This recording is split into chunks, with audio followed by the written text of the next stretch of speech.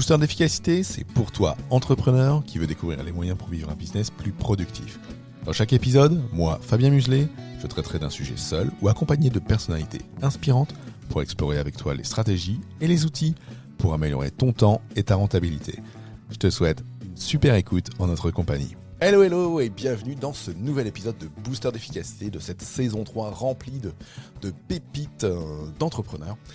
Aujourd'hui, moi j'ai la chance et le plaisir d'accueillir un solopreneur un petit peu particulier pour moi dans mon cœur, puisque il m'a accompagné il y a à peu près un an de ça pour avancer dans mon business. C'est donc un solopreneur qui aide des solopreneurs. Il je le vois qui dodeline de la tête en même temps, c'est que ça lui plaît ce que je dis. Donc je vais continuer.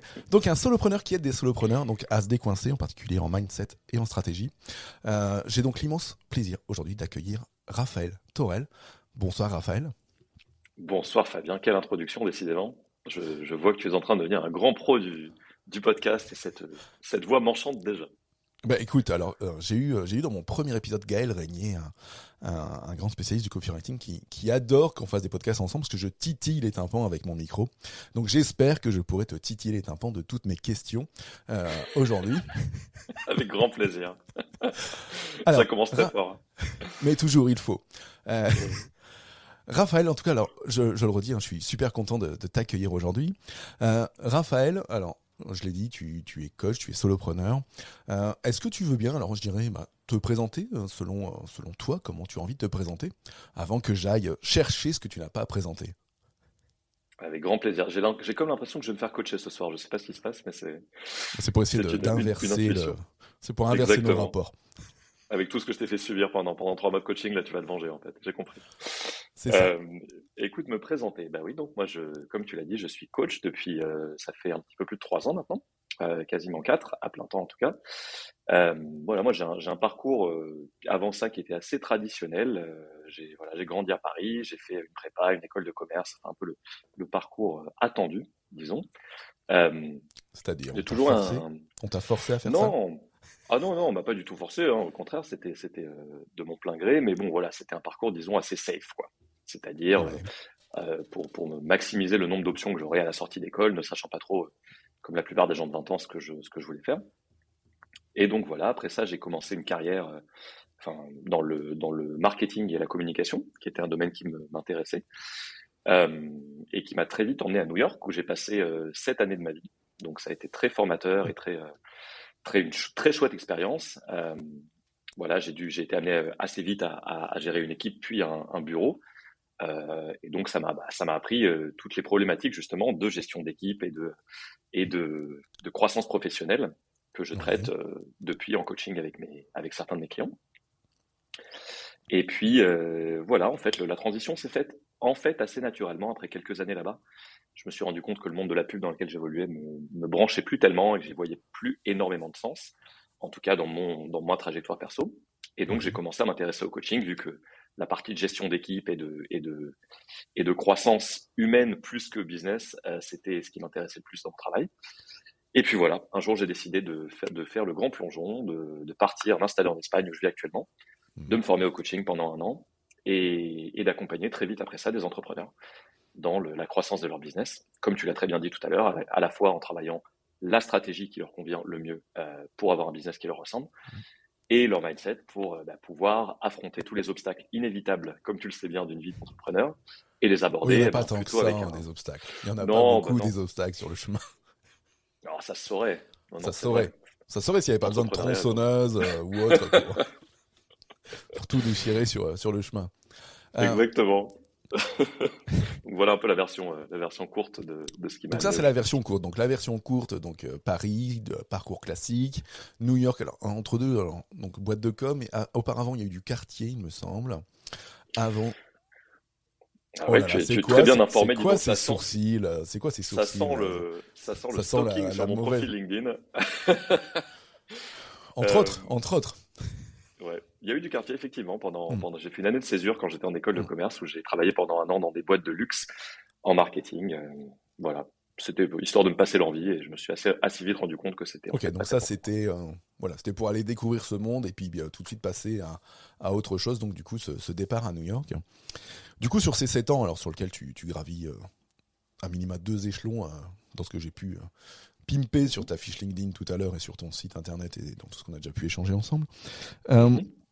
Au bout de ces 7 ans, et cette envie d'aider, d'accompagner, c'est quoi le déclic qui amène à ça? C'est quoi ce déclic qui se fait que voilà, on est directeur d'une agence, les résultats sont là, le big boss est content, de se dire bah tiens, non, j'ai envie de changer.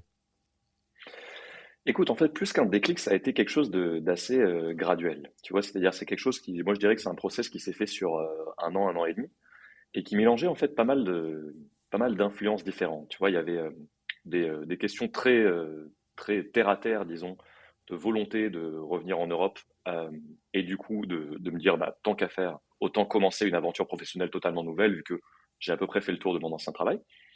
Donc ça, c'est quelque chose qui m'a poussé déjà à ouvrir d'autres champs professionnels possibles. Et puis, comme je te disais tout à l'heure, le vrai plaisir que je prenais dans mon ancien job à accompagner mes équipes, à faire grandir mes équipes, à Ouais, me plonger dans leur challenge à eux, les aider à grandir et à trouver du sens dans ce qu'ils faisaient, etc. Et donc, petit à petit, je me suis dit, mais tiens, est-ce qu'il n'y aurait pas un job qui serait vraiment centré sur ça au quotidien, c'est-à-dire à aider les gens à révéler leur potentiel professionnel.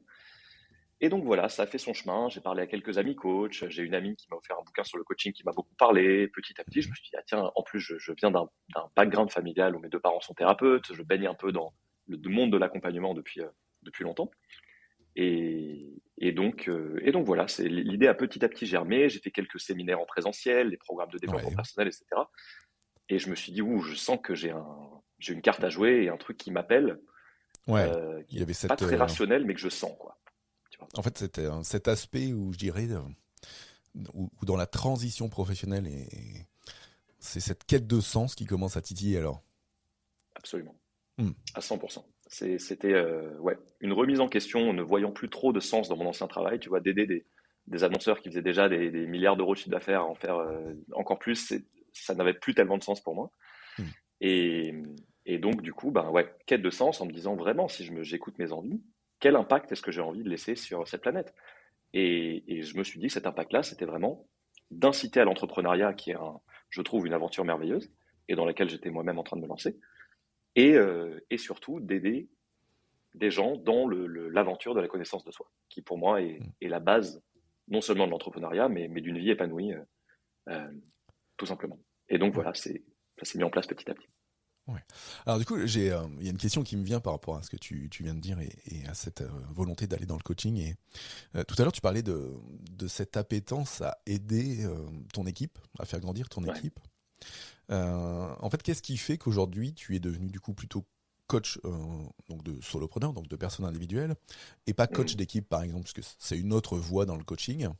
Euh, Dis-nous tout. C'est une excellente question que tu poses. Alors, c'était au départ, en fait, j'avais un petit peu hésité. C'est-à-dire que ma Hmm. formation, comme la plupart des formations en coaching, elle était davantage dans de l'accompagnement en individuel. Donc, assez logiquement, et parce que c'est plus facile de trouver quelques premiers clients en individuel qu'en groupe, j'ai commencé par faire de l'individuel. Mais ayant une appétence très forte justement pour le travail de groupe, je me suis également formé par la suite en coaching systémique d'équipe. Hmm. Mais tu vois, les choses ont fait que petit à petit, je commence à travailler avec des solopreneurs et que ça me plaise vraiment. Ouais. Et donc, j'ai plutôt poursuivi sur cette voie-là, en tout cas dans mon business à moi. Et puis, pour satisfaire un peu mon envie de coacher en groupe, j'ai décidé de le faire en intervenant plutôt dans des programmes externes qu'en créant mon propre programme à moi. Ce qui fait que du coup, j'ai, à travers le temps, coaché dans 4 ou 5 programmes de formation pour divers types d'entrepreneurs à divers degrés de maturité, certains dans lesquels je continue à coacher aujourd'hui, Tout à et ce fait. qui me permet du coup d'explorer J'ai cette les noms. fibre de J'ai les groupe. noms. Tu as les noms? Oh, ils sont pas très secrets. Non, Mais, euh, mais ouais, c'est quelque chose qui me plaît beaucoup. Et d'autant que maintenant, vu que je travaille de plus en plus avec des entrepreneurs qui passent le cap du soloprenariat et qui commencent à monter Hmm. des équipes autour d'eux, ben, je peux aussi, moi, les aider dans la construction de leurs équipes, dans Ouais. la délégation, dans tu vois, la création d'une réelle entreprise qui va juste au-delà de Hmm. leur service à eux. Tu vois, Ouais, donc c'est ça. ça s'est C'est fait un peu avec le temps, quoi. oui, oui. Bah, globalement, ça. Alors, je dirais c'est là où on se rejoint un petit peu sur nos parcours et sur cette volonté d'équipe, enfin, d'accompagner des gens qui passent au statut entreprise ou qui passent de l'auto-entrepreneur au solopreneur à l'entreprise, hein, puisque c'est ce que je Ouais. fais désormais dans cette fameuse cohorte booster. Mhm. Euh, dans, dans, dans ces solopreneurs ou autres que tu peux accompagner aujourd'hui, euh, Mhm. t'es plus aujourd'hui sur de l'activité en ligne, du hors ligne aussi. Euh, Majoritairement, c'est quoi tes clients que tu accompagnes aujourd'hui? Et écoute, ça a pas mal évolué avec le temps. C'est-à-dire au début de mon activité, c'était plutôt soit des personnes qui étaient encore en salariat mais qui voulaient négocier leur transition vers l'entrepreneuriat et que j'aidais du coup, ben, ça te dira quelque chose à gérer cette transition et à poser les bases d'une activité en solo. Tout à fait. Soit des solopreneurs qui étaient déjà lancés mais relativement débutants et qui voulaient vraiment asseoir en fait les fondations de leur business, c'est-à-dire retravailler leur client idéal, leur offre, leur stratégie de communication. Donc j'ai fait ça pendant à peu près 2 ans. Et maintenant, de plus en plus, je travaille avec des entrepreneurs qui sont lancés, qui ont validé leur product market fit, c'est-à-dire qui savent que leur offre plaît et a trouvé son marché, mais qui veulent vraiment aller développer leur activité, commencer à s'entourer d'une équipe, parfois retravailler leur vision parce que leur activité qui tourne bien ne leur convient plus. Enfin, en tout cas, voilà, des personnes qui ont déjà un business qui tourne bien, mais qui soit ont perdu un petit peu le feu sacré, soit sentent qu'il est Mm. temps pour une nouvelle aventure, mais ça ont un peu peur de laisser derrière le bébé qu'ils ont aidé à grandir. Euh, Ouais. donc voilà, moi c'est plutôt ce profil-là et essentiellement des fournisseurs de services en ligne, Mm. euh, sachant que de plus en plus il y en a qui incorporent du présentiel et des rencontres et des moments Oui. d'échange humains dans leur Bah, programme, mais on qui va sont dire plutôt des programmes en ligne. on va dire, il y a 3 ans, on pouvait plus rien faire en physique. Et aujourd'hui, Exact. on voit là depuis 6, 9 mois quelque chose qui revient en force. Hein, et Ouais. en l'occurrence, avec les gens avec qui tu peux travailler, tels que Aline ou Aline Bartoli ou Romain Collignon, on voit que tous ces aspects en présentiel deviennent, on va dire, où il y a un renouveau nécessaire et où les gens sont en forte attente de ça, parce que malgré qu'on bosse en ligne, cet aspect physique, échange différent, il devient quand même, on a besoin de retourner là-dedans. Ouais. Absolument. C'est in fine, enfin, ça répond quand même à un besoin primitif humain qui est un besoin de connexion qu'on a tous, qu'on porte tous en nous. Et je crois effectivement, comme tu l'as dit, qu'il y a un regain d'enthousiasme pour ça après les 2 années qu'on a passées. Moi, je le vois, tu vois, la force des rencontres présentielles dans ces divers programmes que tu as mentionnés, auxquels je participe. Enfin, les gens en ressortent avec des étoiles dans les yeux, quoi, parce que ça les Mm. nourrit, euh, évidemment intellectuellement, mais aussi à un niveau beaucoup plus émotionnel de waouh, j'avais Ouais. besoin de passer ce temps-là avec ces gens, tu vois. Et c'est pour ça que c'est une direction que j'ai bien envie de continuer à prendre. Je sais pas si toi tu le ressens aussi dans ta pratique, cette envie de, tu vois, de présentiel et de contact. Ouais, tout à fait, ouais. Clairement, hein, clairement, après ces 2 ans aujourd'hui, les besoins de connexion sont importants. Alors, on a vu qu'avec l'aspect digital, alors je dirais les zooms, j'en passe, et des meilleurs, toutes les formations, les accompagnements en ligne, ça a son sens. Par contre, il y a besoin d'aller plus loin dans la connexion, d'aller plus proche dans la connexion, à divers niveaux. Alors, soit un peu plus d'individuel, soit un peu plus d'échanges informels.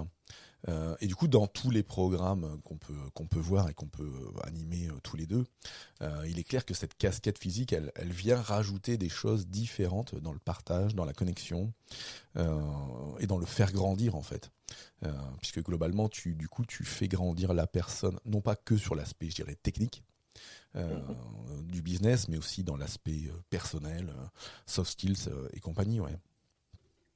Absolument. J'ai beaucoup aimé, je sais pas si c'était fait exprès de ta part, mais la formulation que j'ai trouvée très parlante que tu viens d'utiliser, quand tu as dit ça permet d'aller plus loin dans la connexion, aller plus proche dans la connexion. C'est-à-dire ce côté d'aller plus Mm. loin et de on veut plus que du digital, et Ouais. que cette proximité et cette profondeur de connexion, bah effectivement, le présentiel est difficile à remplacer pour ça, quoi. Ouais, tout à fait. Et c'est là où tu vois, j'irais dans les business en ligne, l'un des premiers prémices au physique que j'ai pu voir il y a quelques années, qui amène une connexion, enfin il y a 2 ans, qui amène une connexion. C'est quelque chose que fait par exemple Marco Bernard, que je vais montrer pour ceux qui verront ce podcast en Hmm. sur YouTube. Euh, c'est pour les gens qui rentrent dans l'accompagnement, d'envoyer un ou deux cadeaux physiques. Donc là, en l'occurrence, c'était une casquette, un, un anti-stress et puis un verre et une gourde. Et du coup, c'était déjà un premier prémisse du physique au moment où on pouvait pas en faire. Et après, par exemple, Marco a lancé voilà, des masterminds, des bootcamps. Alors, de l'autre côté de l'Atlantique, dans les Caraïbes et compagnie. Et on voit que tout ça, ça marche très bien et ça pousse les gens. Et ça aide aussi à la création de communautés différentes que ce qu'on a pu voir depuis 2 ans. Ouais. Mm. Absolument. Il y a un besoin vraiment de. Enfin, le modèle, tu vois, dans lequel que j'observais il y a encore quelques années de formation en ligne, où en gros on te délivre une expertise et un contenu et ensuite tu te débrouilles. Rien qu'en dans les 3 ans passés, ce modèle-là, il a complètement explosé. Et maintenant, tu vois, il n'y a pas une formation qui mélange pas avec. Enfin, j'exagère un peu, mais la plupart des programmes vraiment solides, ils mélangent du Oui, coaching, de la communauté, des rencontres, enfin des choses qui ouais, vont c'est ça. bien Ouais. au-delà de la transmission de connaissances en fait. Et ça, c'est Bah, hyper précieux. en fait, ouais, sans vouloir, comme tu viens de l'amorcer un petit peu, hein, sans vouloir dénigrer ceux qui font du 100% en ligne, tout enregistré. Aujourd'hui, c'est plus ce que cherchent les gens aussi. C'est plus ce que cherche le Ouais. solopreneur d'aujourd'hui ou l'entrepreneur qui avance. On veut avancer plus vite et c'est pas que en regardant des vidéos en ligne. Parce qu'après, alors le vidéo en ligne, ça peut nous faire rebondir un peu sur les aspects mindset ou stratégie. Il faut réussir à se motiver à aller regarder des vidéos en ligne pour avancer dans son business, n'est-ce pas? Absolument. Non seulement il faut réussir à se motiver et à soi-même passer à l'action, etc., mais je pense qu'il y a une telle pléthore d'offres et de formations infinies qu'on peut acheter que tomber dans cette espèce de procrastination active de ah bah tiens, une nouvelle formation, je vais l'acheter pour me donner Oui. l'illusion que je suis en train d'avancer dans mon business, en réalité, ça atteint très vite ses limites. C'est-à-dire Ouais, qu'il c'est vaut mieux exactement ça, consommer ouais. beaucoup moins de contenu, mais l'appliquer et passer réellement à l'action. D'où Ouais. l'importance de nos métiers d'accompagnement qui aident justement avec ça, tu vois, à la mise en place des apprentissages théoriques qu'on peut avoir. Ouais, c'est clair, ouais. J'avais une première question piège. Ouf. Vas-y, je m'attends au tournant. Non, c'est quoi le conseil que tu donnerais au Raphaël d'il y a 10 ans Hmm. Il y a 10 ans carrément. Ah ouais. Ouais, carrément. Après, on ira à 5 ans. Ah, Mais d'abord à 10. ok. Hyper intéressant. Donc, il y a 10 ans, ok, il y a 10 ans, j'avais 25 ans. Mhm. Je vivais aux États-Unis. Le conseil que je me... Ben, tu sais quoi? Je pense que c'est... Alors, c'est un conseil qui va bien au-delà du business, hein, mais, et qui est pas du tout de moi, et que je vole, que je pille sans vergogne des accords Toltec.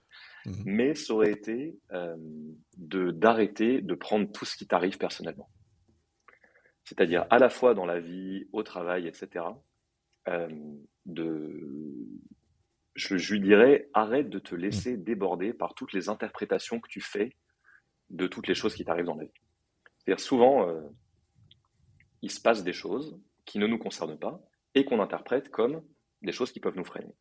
Moi, je dirais juste, relaxe-toi, détends-toi, arrête de penser que le monde tourne autour de toi et t'avanceras bien plus sereinement dans la vie. Ok. Parce que donc le Raphaël d'il y a 10 ans, il avait tendance à tout prendre ce qui se passait autour en disant mais tiens, qu'est-ce qu'il vient de dire lui? C'est pour moi ça. Ouais, il y avait un petit peu de ça, tu vois, et c'était pas dans une obsession par Mhm. rapport au jugement des autres ou quoi, mais je pense qu'il me manquait la maturité qui vient avec l'âge, hein, évidemment, Ouais. d'apprendre à faire la part des choses, encore une fois, entre les faits et leur interprétation. Et parce que j'étais pas vraiment encore engagé dans tout le travail de croissance et de développement personnel des dernières années, qui m'a aidé à me connaître infiniment mieux et à identifier mes zones d'ombre et à identifier mes insécurités, mes forces aussi. Et du coup, ben, c'était un peu comme avancer avec, un peu avec des œillères, tu vois, ou avec un champ de vision qui était très restreint. Or Ouais. maintenant, ben, je sais faire la part des choses. Quand il m'arrive quelque chose, entre OK, est-ce que je devrais vraiment porter mon attention là-dessus, ou bien est-ce que je laisse couler, tu vois. Mhm. Yes. La perche est beaucoup trop grande, bien évidemment que je vais te retourner la question, tu t'en doutes bien. Le Bah Fabien d'il y a écoute, 10 ans, qu'est-ce que tu as envie de lui dire? Fabienne a 10 ans. Alors on est en quoi? On est en 2022, 2012. Euh, je vais pas te voler ce conseil puisque ce conseil, j'ai encore besoin de me l'appliquer aujourd'hui, donc je vais pas prendre celui-là. Ouais. Le Fabien il y a 10 ans, je lui dirais ouais, te pose pas trop de questions, enfin arrête de te poser des questions. Euh, Hmm. je rebondirai un peu sur ce que tu as dit juste avant sur l'aspect de l'entrepreneur qui croit qu'il avance sur son business parce qu'il prend plein de formations. C'est un peu Hmm. comme celui qui dans son job se pose trop de questions ou autre. Donc moi ce serait plutôt celle-là, ouais. Ce serait plutôt Hmm. te pose pas autant de questions et travaille. Enfin il travaille. Oui, travaille. non pas que je ne Ok, travaille pas, oui. mais de travailler plus dans l'action, d'être plus dans l'action et un peu moins dans la réflexion. Parce que d'être trop dans la réflexion te pousse peut-être parfois à rester dans la peur et à ne pas avancer suffisamment. Absolument. Yes. C'est hyper juste. Les réponses les plus importantes, elles viennent toujours, toujours, toujours par l'action. En Oui, particulier, c'est important de rappeler ça à des personnes qui sont un peu cérébrales comme toi et moi, qu'on a beau tourner un problème dans tous les sens, il y a un moment, réfléchir plus, c'est se faire du mal. Donc, oui, il faut agir. paf, exactement. Exactement. Et du coup, alors le Raphaël d'il y a 5 ans, qui du coup on est en Hmm. 2017. Ouais. 2017, c'est à peu près le lancement ou pas loin de ton activité. 2017, c'était, écoute, moi j'ai quitté New York en 2018, donc c'était Ouais, l'année donc c'était juste précédente. avant. Ouais, Ouais, ok. Donc ouais. ce conseil à ce Raphaël au moment où il veut se lancer, qu'est-ce que tu lui Hmm. dis? Ah, c'est marrant parce que ça a été vraiment un moment charnière en plus 2017. C'était justement l'année, donc l'année où j'ai fêté donc mes 30 ans et où j'ai commencé à vraiment me mettre un petit peu plus dans ce monde de, tu vois, de la connaissance de soi et du dev perso Hmm. Du dev, et ouais. aussi de la spiritualité, mais c'est un autre sujet. Euh, et je pense que ce que je lui dirais, je me souviens de ce Raphaël-là, il était en fait, il sentait qu'il y avait au fond de lui une vraie intuition et un truc qui le portait vers cette nouvelle aventure, Hmm. mais avec beaucoup de craintes qui allaient avec, les craintes classiques du début, hein, en mode non mais qui tu es toi pour aller te dire que tu vas aller coacher des entrepreneurs, euh, Hmm. tu as à peine Ouais, commencé ce chemin de connaissance de toi et tu vas aider les autres à cheminer sur le leur, mais genre qu'est-ce qui te prend. Voilà, tous ces trucs classiques. hmm. Donc je lui dirais, euh, ton intuition ne te ment jamais. Donc, si tu sens qu'il y a vraiment un truc, même si tu connais pas le comment, même si tu connais pas les modalités, même si tu connais pas la forme que va prendre cette nouvelle aventure, un peu comme tu disais toi, arrête de te poser des questions. Les réponses, elles viendront par l'action dès lors que la base est là. Et la base, c'est cette intuition que tu as quelque chose à Hmm. faire dans un métier d'accompagnement. Tu vois? Ouais, Et donc, quand tu écoutes la voix du démon en toi qui te donne toutes les bonnes raisons de ne pas le faire, écoute aussi oui, la voix de l'ange qui te dit que ben, peut-être que s'il y a une intuition qui est aussi forte, c'est qu'il y a une raison. ouais, c'est vrai. C'est vrai, c'est exactement ça. Mais alors, l'intuition peut-elle être toujours bonne? Cette intuition qui ne ment jamais. Est-ce qu'on peut pas se gourer Mhm. avec son intuition? C'est une excellente question qui est assez philosophique d'ailleurs. Euh, C'est toi écoute, qui c'est toi qui viens de créer cette question, piège toi-même, hein, donc, écoute, ce ping-pong mental, j'adore. Euh, écoute, en fait, pour moi, ça dépend de ce que veut dire se gourer pour toi. C'est-à-dire, moi, je pense, enfin, si j'aborde le fait de suivre constamment mon intuition, non pas comme quelque chose qui me permet de toujours prendre la bonne décision, mais comme un facteur auquel je peux faire confiance pour soit réussir, soit apprendre, alors effectivement, je pense que mon intuition est toujours bonne. Mais parce que je la détache ouais, de l'atteinte d'un objectif. de l'atteinte de l'objectif et de la réussite. Ouais. Mm. Exactement. Parce Et que tu plutôt vois, de mon le mental, on sait intuition le faire fonctionner. ouais. Ouais, Mm. Voilà, c'est utilise ton intuition, elle te fera grandir. exactement. Mm. C'est-à-dire, soit elle te. Il y a assez peu de décisions en fait que j'ai prises à travers le temps basées sur mon intuition et que j'ai regretté ensuite, tu vois, à part des bêtises de jeunesse, mais bon voilà, quand on est ado, voilà, on n'a pas encore toutes les clés. Euh, mais ouais, je pense que la clé, elle est là en fait. La clé, elle Mm. est juste, quel que soit l'outil que tu utilises pour prendre des décisions, de décider que les choses qui t'arrivent, quelles qu'elles soient, seront des leviers de croissance et d'apprentissage. C'est le growth Mm. mindset dont on parle, le mindset de croissance. C'est Oui, exactement ça, tu vois. oui, C'est exactement. de Ouais. faire de tout une opportunité d'apprendre. Bah, je pense que c'est ce qui peut caractériser les entrepreneurs qui réussissent en fait. Yes. L'entrepreneur, pour moi, qui ne réussit pas, c'est celui qui, face à chaque difficulté, se remet en question, se pose 15 000 questions et du coup n'avance pas, alors que celui qui va réussir, c'est celui qui va se dire, dans chaque situation, qu'elle soit bonne ou mauvaise, qu'est-ce que je réussis à en tirer, qu'est-ce que je peux faire de mieux, qu'est-ce que je peux faire autrement, ou qu'est-ce que je peux innover totalement différemment. Ouais. Exactement. Je peux pas être plus d'accord avec ça. Vraiment, je le vois au quotidien. Mm. Tu vois, c'est pas une question de talent, c'est pas toujours une question de travail, mais en revanche, c'est vraiment une question de comment tu abordes ce qui Ouais. t'arrive, le passage à l'action, et comment tu abordes la question de l'apprentissage et de l'amélioration. Et de l'échec, Ouais. évidemment, parce que l'échec, c'est quand même quelque chose qui freine bon nombre d'entrepreneurs, notamment quand ils commencent. de se dire si je tente quelque chose et que ça marche pas, c'est un échec. Alors que si tu vois littéralement tout comme, moi je dis toujours comme un laborantin, tu vois, comme quelqu'un qui fait une expérience scientifique, qui va mélanger certains ingrédients, parfois ça lui pète à la gueule, parfois ça fait aucune réaction, mais il le prend pas personnellement, il se dit ok, j'ai essayé ça, ça n'a pas marché, qu'est-ce que je peux apprendre pour la prochaine fois? Peut-être mettre un petit peu moins de ça ou ajouter cet ingrédient-là jusqu'à ce que ça marche. Et Ouais. les entrepreneurs qui cartonnent, c'est comme ça qu'ils fonctionnent. Yes. Oui, oui, tout à fait. C'est exactement ça.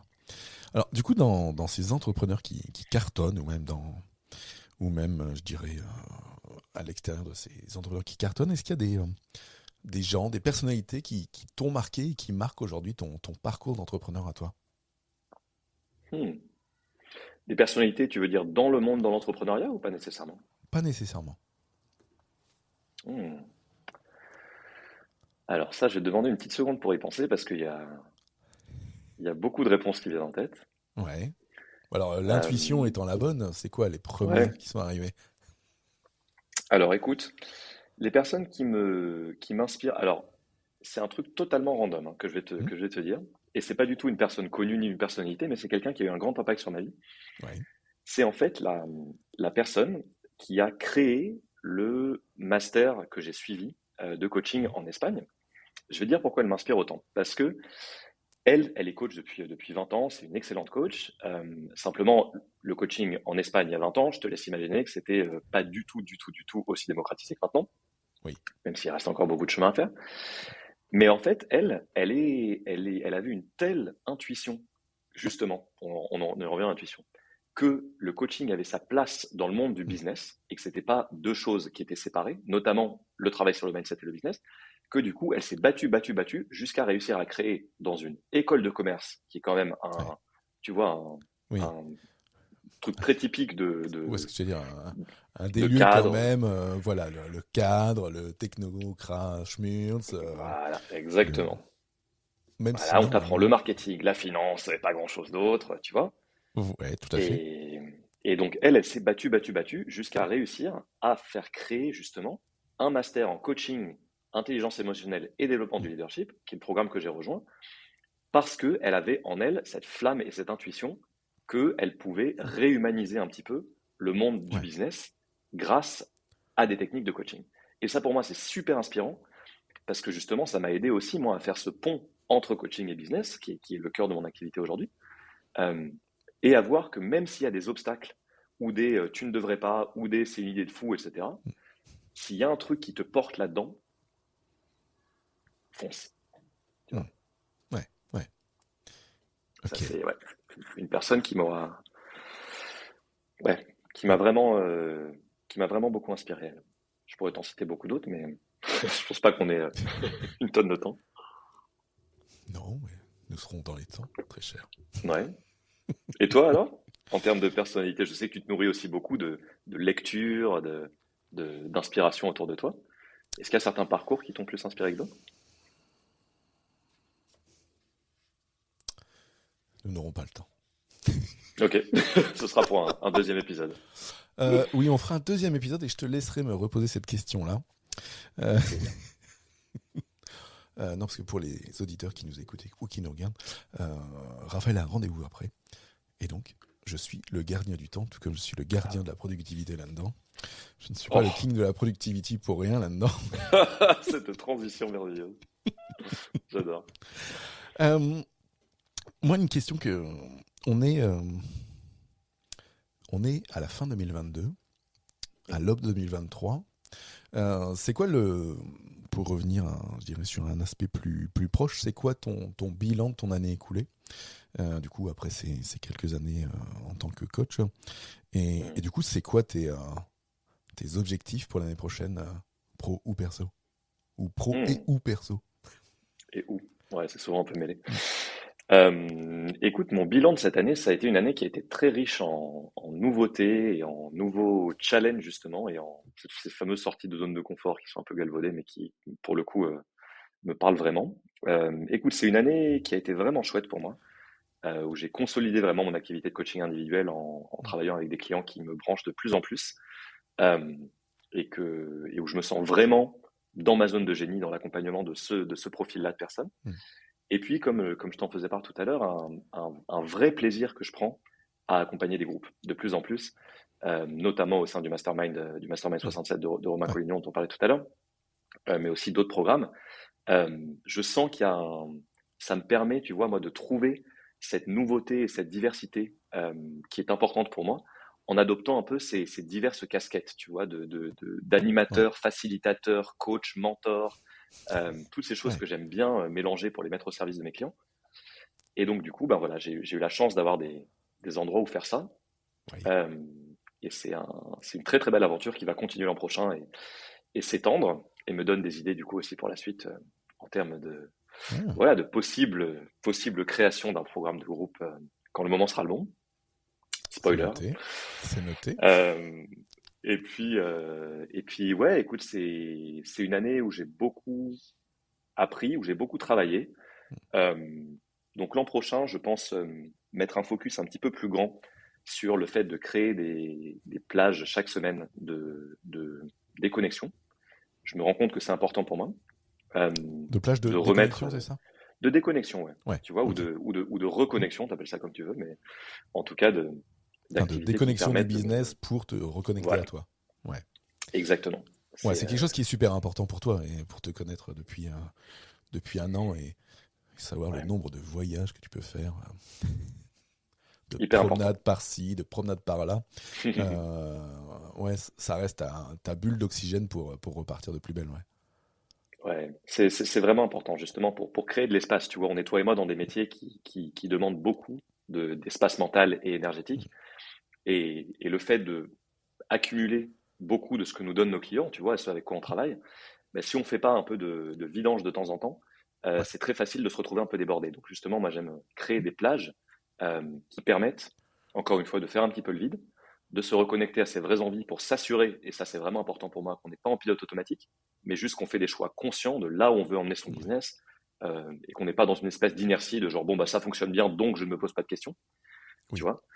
Euh, et ces moments-là, ils sont très importants. J'en ai un qui arrive dans pas plus tard qu'une semaine où je vais aller complètement déconnecté dans un magnifique endroit dans la nature, voilà, avec peu d'autres choses que juste du journaling, du yoga, de la méditation et du silence. Ouais. Pour moi, c'est un luxe absolu. Mais ce que tu dis là, alors, qui aujourd'hui est vrai dans le métier d'accompagnant, de coach ou autre, pour moi, il est aussi primordial pour n'importe quel entrepreneur, en fait. Ah oui. Alors, je dirais peut-être même. Alors, enfin, il est primordial pour tous. Et j'y mettrais peut-être une couche aussi pour ceux qui peuvent être en side job, qui Mhm. ont un boulot, on va dire, de 8 à 18 ou de 9 à 17, etc. Et qui du coup veulent développer un business à côté, qui est une soupape, qui est leur projet d'envie ou autre, et qui du coup se rajoute du coup une couche mentale en plus, alors le midi, le soir, le week-end ou autre, et qui du coup pour se lancer parfois perdent ses casquettes, ses soupapes, ces moments où ils se libèrent et du coup pour moi perdent en créativité, perdent en productivité parce que justement ils n'arrivent plus à prendre ce recul en fait. Donc ce conseil que tu donnes aujourd'hui, moi je le donne à tous les entrepreneurs et solopreneurs ou side jobpreneurs qu'on peut croiser parce que on croit perdre du temps en s'arrêtant 1 heure, 2 heures, une journée, 3 jours, 5 jours, mais non pas du tout quoi. Non seulement on ne perd pas du temps, mais c'est la meilleure façon d'en gagner. C'est-à-dire que c'est que en rechargeant ses batteries. Je sais que c'est un peu tarte à la crème de dire ça, mais je m'en rends compte au quotidien, et notamment pour parfois côtoyer des entrepreneurs qui sont très avancés dans leur business, mais qui sont au bord du burn-out parce qu'ils ne prennent pas soin d'eux. Euh, tu vois, enfin, que leur croissance business passe au détriment de leur croissance personnelle. Ouais. Et du coup, prendre régulièrement des temps pour se recharger, c'est indispensable, en particulier si on a des projets dans lesquels on est beaucoup au contact d'autres personnes, qu'on doit donner de sa personne, etc. Je dis tout le temps, on peut rien verser d'une carafe vide. Or, si on sent que notre carafe est vide, ça sert à rien de continuer à faire comme ça et essayer de la verser. Je Ouais, veux dire, il y a un exactement. moment, il faut juste prendre le temps de remplir.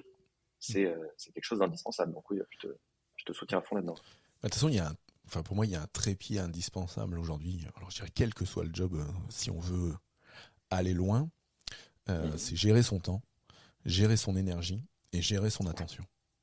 Oh que oui.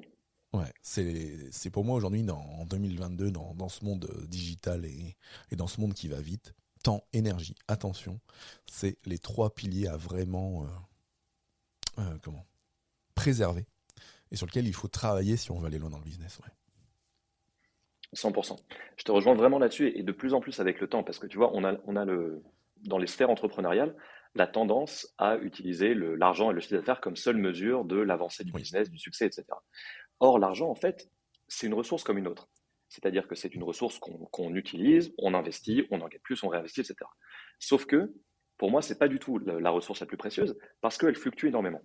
Tu vois? oui, Et en plus, elle a un potentiel infini. C'est-à-dire que de l'argent, tu peux en gagner infiniment. En revanche, de l'énergie et du temps, ce sont des ressources finies. Donc, vu que ce sont des ressources finies, il est hyper important d'en prendre encore plus soin parce que c'est elles qui vont déterminer nos résultats financiers ensuite, l'énergie et la concentration qu'on met dans toutes nos actions, et c'est ça en fait qui produit des résultats en business. C'est pas juste y aller comme un bourrin et se dire je fonce et j'espère pas me cramer quoi, parce que ça ouais, ça c'est pas c'est un truc très viable. non, c'est viable 3 mois, 6 mois, un an, mais Ouais, après tu laisses trop de choses de côté pour réussir à avancer comme il faut. Ouais. ah ouais. Et en plus, enfin la plupart j'imagine que les gens qui t'écoutent et qui nous écoutent, ce sont des personnes qui, en tout cas pour certains d'entre eux, sont entrepreneurs, et donc Oui, du coup toujours j'espère. se rappeler, ouais, bah oui, je te le souhaite aussi.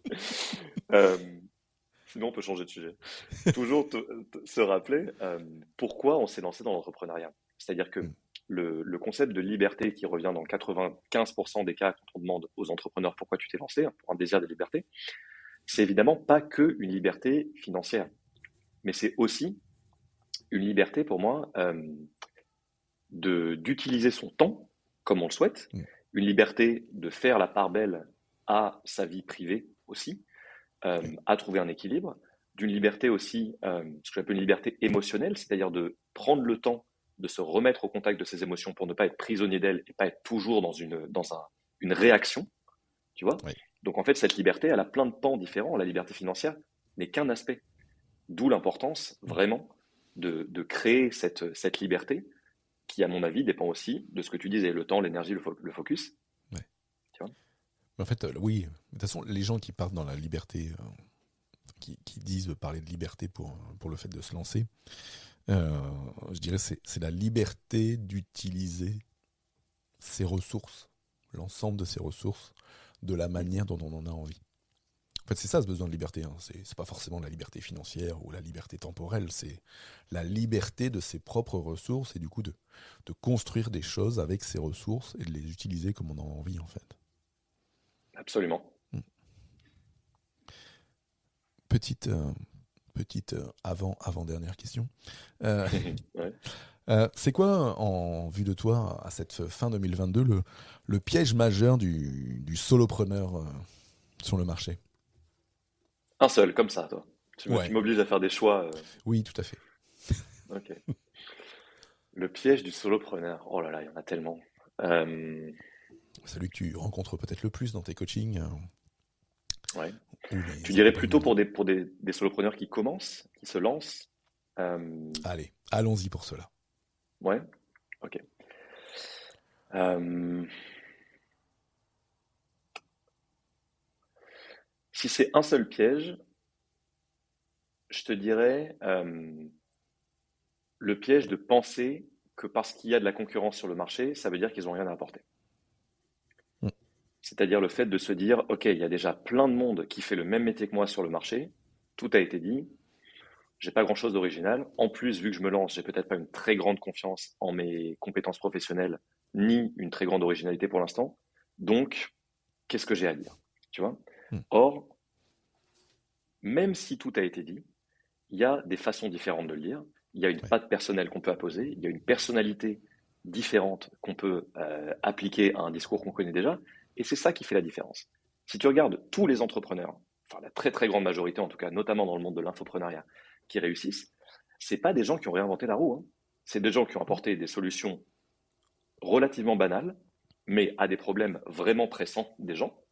Tu vois, que ce Ouais. soit sur le thème de l'organisation, des relations, de l'argent, du business, de la santé, enfin, tu vois, mais qui l'ont fait en apposant leurs pattes et petit à petit en créant leur identité à eux. Et Ouais, donc, c'est ça. attention au piège c'est ça, de se dire j'ai rien à apporter parce que mon marché est déjà complet, tu vois. Ouais, là, c'est parce que tu C'est parce que tu te rappelles de tes cours à l'école de commerce, en fait. Pourquoi? Ah bah les cours sur l'océan bleu, l'océan rouge, le machin, le truc, le saturé. Les trucs qu'on peut retrouver Ouais. dans, je dirais, dans une grosse partie d'un, on va dire, de cours de gourou marketing sur Internet, en fait, Mm. où on te pousse à aller chercher des niches parfois dans lesquelles ça ne te correspond pas, alors que comme tu viens Ouais, de le dire, si justement, la singularité de la personne amène des angles dans sa com, dans sa façon d'aider, d'accompagner, de construire son business qui peuvent et qui vont marcher pour elle et pour d'autres qui vont se retrouver en elle, en fait. absolument. Et ouais, la recherche de l'originalité à tout prix, en fait, pour moi, c'est pas une très bonne stratégie. Parce qu'encore une fois, ça implique le risque d'essayer de réinventer des systèmes qui marchent, tu vois, notamment des systèmes de visibilité, de marketing, qui sont, enfin, où on n'a pas vraiment pas à réinventer la roue, on a des systèmes qui marchent, autant en profiter. Oui. Euh, et tu vois, de rester bloqué dans cette quête d'originalité à tout prix. Donc ça, c'est un piège Mm. que je vois souvent chez ceux qui débutent, en plus des trucs très classiques sur lesquels je vais pas m'étendre, tu vois, mais de peur du jugement des autres, notamment dans la création de contenu, peur de l'échec et de ce que ça veut dire de moi, etc.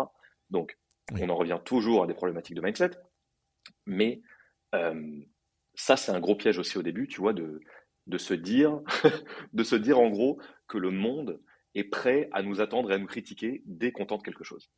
Mm. Genre, moi, je disais souvent à l'époque à mes clients qui débutaient, avec tout l'amour que je te porte, tu n'es pas Beyoncé. C'est-à-dire que tu n'as pas des centaines de millions de fans Ah, qui te suivent.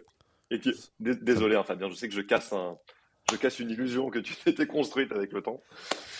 Mais ni toi ni moi, nous sommes fans. j'ai pas encore fait ma dernière question. Euh, Ah, vas-y, vas-y. Est-ce que c'est une question Beyoncé? alors presque. Euh, non, c'était pour rebondir un peu sur cet aspect, un peu cet aspect reconnexion, passion. Euh, Mhm. alors tu nous as parlé là, de ton bullet journal, enfin, du journaling, de yoga ou autre. On a tous des passions dans la vie qui peuvent nous permettre aussi d'exorciser ce qu'on peut faire dans le business, hein, d'aller chercher en créativité ou autre. Ouais. Euh, je, je voulais, je voulais rebondir sur deux éléments que j'ai pu lire tout à l'heure, dont un qui m'interpelle depuis un an que j'ai jamais osé te demander. Ah, mais Euh, vas-y, je t'en prie. dans l'ensemble de tes passions, alors j'ai vu pianiste de jazz, amateur, etc., etc. Moi, Mhm. c'est qu'est-ce qui c'est moi, ma dernière question, hein, puisque après Ouais. nous allons devoir nous quitter, donc on refera un épisode de podcast dans quelques mois pour continuer tout ce qu'on n'a pas fait aujourd'hui. Ouais. Qu'est-ce qui s'est passé à Carnegie Hall il y a quelques années? Carnegie Hall. Excellente question. Alors, à Carnegie Hall, donc qui pour ceux qui ne le savent pas, est une salle de concert mythique, enfin probablement la plus mythique qui existe à New York, où sont passés tous les plus grands artistes. Euh, et donc en fait justement, l'une de mes passions et des choses qui me donnent le plus d'énergie vitale dans la vie, c'est la musique, à travers la pratique d'instruments et aussi Hmm. depuis quelques semaines à travers le chant, auquel je me suis enfin mis. Ah, Euh, et donc à New York, l'une des activités qui me prenait le plus de temps, mais aussi de donner le plus de satisfaction, c'était de chanter dans une chorale. Et c'était une très grosse chorale. On était quasiment 300 personnes. Et on a eu l'occasion justement de chanter à Carnegie Hall, à l'occasion, je crois, d'un concert de Noël, si ma mémoire est bonne. c'est Et du coup, l'occasion. c'était une énorme sortie de zone de confort, tu vois, Hmm. de Carnegie Hall. Il y a, je sais plus combien, 3500 ou 4000 personnes, je crois. Hmm. Et, et voilà, moi, c'était une façon géniale de combiner Hmm. mon amour pour la musique, mon amour pour Ouais. la scène qui date d'il y a très longtemps, à l'époque où je faisais du théâtre au lycée, euh, et aussi de donner un peu de bonheur aux gens qui venaient nous voir justement et Hmm. de leur offrir une bulle pendant 2 heures, voilà, Ouais, de bonne humeur puis sans et d'art. compter le travail sur tes soft skills, de la confiance en soi, le chant en public, etc., etc. Ouais, là, cette zone de confort a été une bonne zone Ouais, d'apprentissage. 100%. Et Hmm. c'est comme tu l'as dit, c'est quelque chose tout se recroise en fait. C'est quelque chose Ouais. que bien sûr j'utilise aussi dans mon travail et dans mes relations avec mes amis enfin, c'est pour ça que c'est vraiment, vraiment important pour tous les entrepreneurs qui nous écoutent. Bien sûr, soyez passionnés par votre travail et Hmm. ayez des centres d'intérêt à côté. Je vous en supplie. Parce que si vous vous noyez juste dans votre travail, ça risque de devenir quelque chose de pénible Ouais. et un endroit où vous n'avez pas de soupape de sécurité. Donc, bien sûr, donnez-vous à fond dans le travail, mais aussi prenez soin de vous et de vos centres d'intérêt et de vos passions. Ouais. C'est primordial et ça fera de vous un meilleur professionnel. Ouais. Ce sera le conseil de la fin, ouais, c'est ça, c'est trouver votre soupape et bloquez-vous du temps à intervalles réguliers pour aller à fond dans cette soupape. Un grand merci à toi, Raphaël, pour ces échanges d'aujourd'hui. Est-ce que Merci, tu Fabien. veux nous partager un mot de la fin pour nos auditeurs? Qu'est-ce que tu veux leur dire à l'aube de 2023?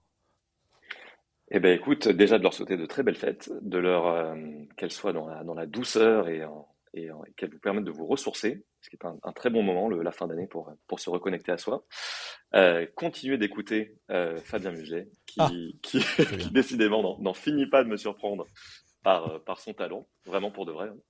Merci, Je merci. trouve que tu as un très très beau parcours qui est vraiment inspirant, et ça a été une joie de faire un bout de chemin à tes côtés. Et le mot de la fin que j'aimerais leur donner, c'est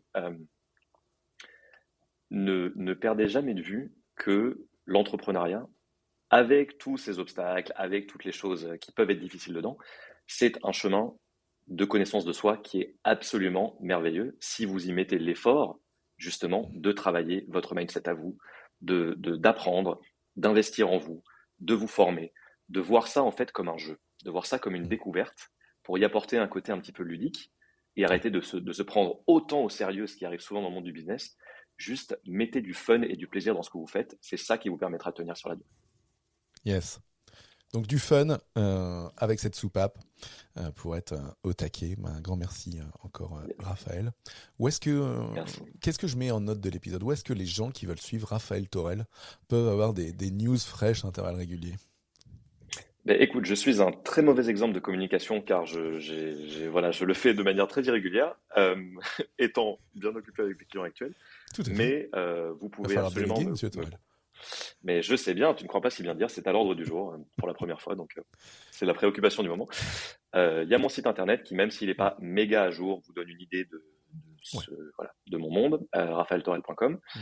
Et également, vous pouvez me contacter sur Instagram, raphaël.torel, où je me ferai un plaisir de vous répondre. C'est probablement les deux meilleurs endroits pour rentrer en contact avec Eh ben parfait, Raphaël. Eh ben écoute, encore un grand merci à toi pour ces échanges. Et en plus, on finit dans les temps, n'est-ce vous. pas? Magnifique. Merveilleux. Je vais te laisser 3 minutes pour souffler avant, avant ton prochain appel. Non, Très merci pour ravi. ton invitation, Fabien. Vraiment. Mais écoute, ce fut Merci, c'est un un grand honneur. plaisir. Un grand plaisir partagé, un grand honneur partagé.